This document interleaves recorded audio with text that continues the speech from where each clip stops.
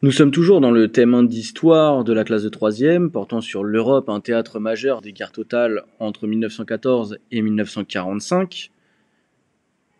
Et ici, nous allons nous intéresser plus particulièrement au chapitre 4, qui traite de la France défaite et occupée, à travers le régime de Vichy, la collaboration et la résistance. Pour traiter ce chapitre, nous allons nous poser la question suivante: quelles ont été les conséquences de la défaite française en 1940 ? Et pour tenter d'y répondre, nous allons voir dans un premier temps le régime de Vichy et la collaboration.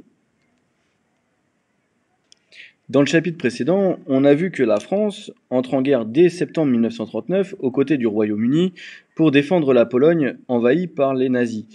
Cependant, entre septembre 1939 et mai 1940, il n'y a pas d'offensive à proprement parler sur le territoire français.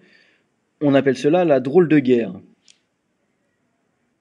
Mais le 10 mai 1940, les Allemands déclenchent une offensive et envahissent la France par le nord à travers ce qu'on appelle la guerre éclair.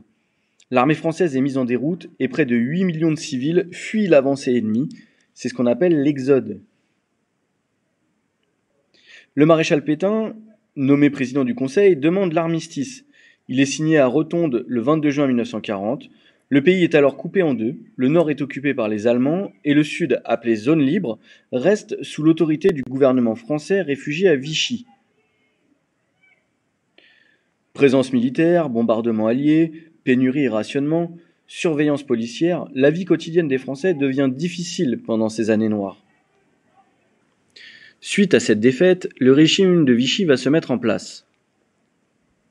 La Troisième République s'achève le 10 juillet 1940, quand l'Assemblée nationale accorde les pleins pouvoirs au maréchal Pétain.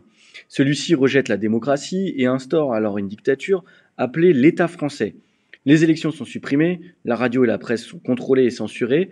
Un culte se développe autour de Pétain, son portrait est partout et la propagande le glorifie.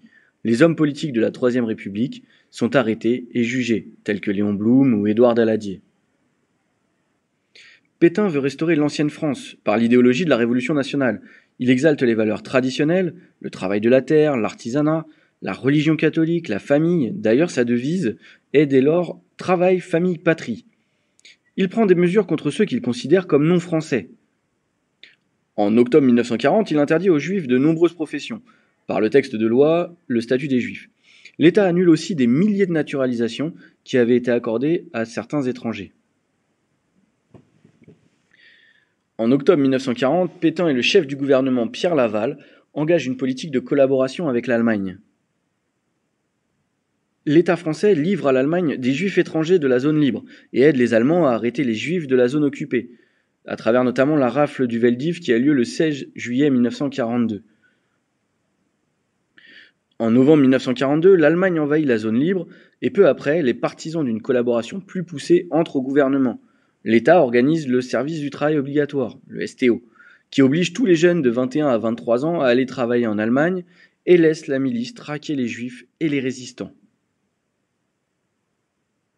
Alors si la France est défaite et occupée, ce n'est pas pour autant qu'il n'y a pas une résistance qui va se mettre en place en vue de la libération du territoire. Tout d'abord, une résistance extérieure, voulue par De Gaulle. Le 18 juin 1940, le général de Gaulle, qui a quitté la France pour l'Angleterre, lance un appel à la résistance à la BBC, la radio anglaise. Il refuse la défaite et appelle les Français à continuer le combat. Il recrute les Forces françaises libres, les FFL, une armée destinée à combattre aux côtés des Alliés, et crée un gouvernement, le Comité national français. Certaines colonies et leurs armées se rallient à De Gaulle. Les FFL combattent en Afrique et autour de la Méditerranée. En 1944, les forces armées françaises débarquent avec les Alliés en Provence, en août. En même temps qu'une résistance extérieure se crée, une résistance intérieure va se développer. En effet, en France, à partir de la fin de 1940, quelques Français entrent en lutte clandestine contre les Allemands et le régime de Vichy. Ils sont divisés en plusieurs petits mouvements de résistance qui ont peu de contact entre eux et sont encore peu structurés. Les résistants dénoncent l'occupation allemande ou le régime de Vichy dans des tracts ou des journaux clandestins et transmettent des renseignements aux Alliés. Ils mènent aussi des actions armées telles que des sabotages de voies ferrées ou d'installations militaires, des attentats contre les Allemands. Après l'invasion de l'URSS par l'Allemagne, des communistes entrent en résistance. Le mécontentement grandit à cause des pénuries et des exécutions d'otages.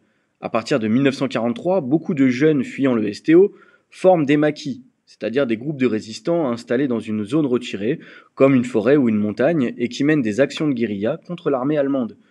Ils vont harceler les troupes allemandes durant cette période. Ces mouvements, qui au départ étaient peu structurés, vont tenter de s'unifier. En 1941, De Gaulle envoie Jean Moulin en France pour unifier les mouvements de résistance. En mai 1943, Moulin fonde le Conseil national de la résistance, qu'on appelle le CNR, qui réunit des délégués des mouvements, des anciens partis et des syndicats. Le CNR reconnaît De Gaulle comme chef de la France résistante. En juin 1944, les Alliés débarquent en Normandie, le 6 juin plus exactement, puis en Provence, le 15 août. Les résistants de l'intérieur, regroupés dans les FFI, Forces françaises de l'intérieur, harcèlent l'ennemi qui commet lors de sa retraite de nombreuses exactions, comme à Oradour-sur-Glane où les habitants sont brûlés vifs dans une église. Paris est libéré en août 1944. Revenu à Paris, De Gaulle descend triomphalement les Champs-Élysées et prend la tête du gouvernement provisoire de la République française, le GPRF.